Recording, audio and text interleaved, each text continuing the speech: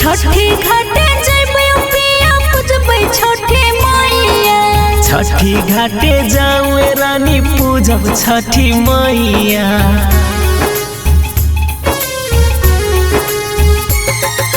छठी घाटे जइबै पिया पूजबै छठी मैया। छठी घाटे जाऊँ रानी पूजब छठी मैया।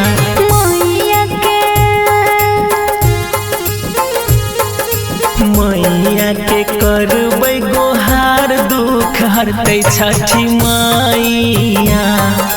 मैया के करबै पुकार दुख हरतै छठी मैया।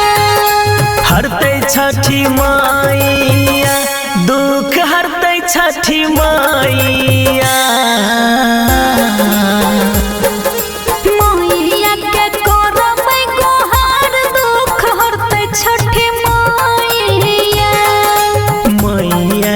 करबै गोहार दुख हरतै छठी मैया।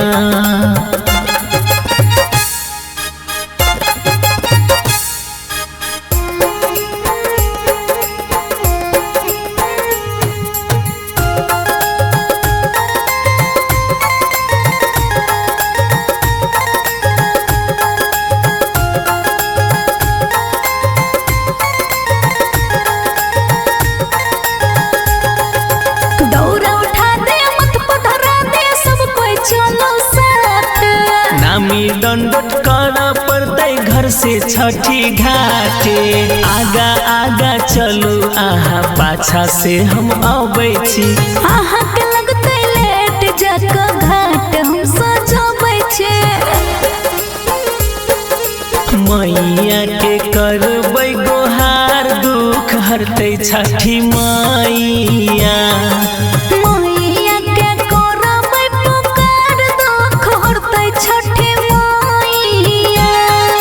हरतै छठी मैया दुख हरतै छठी मैया।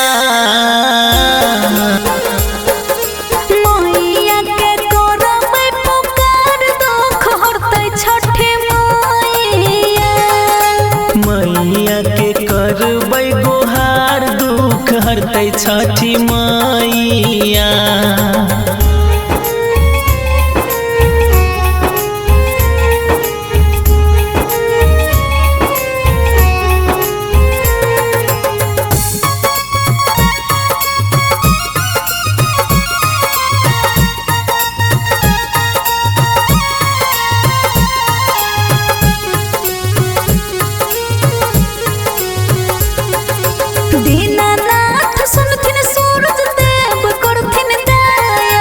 छठी माई हमनी पका देथिन माया।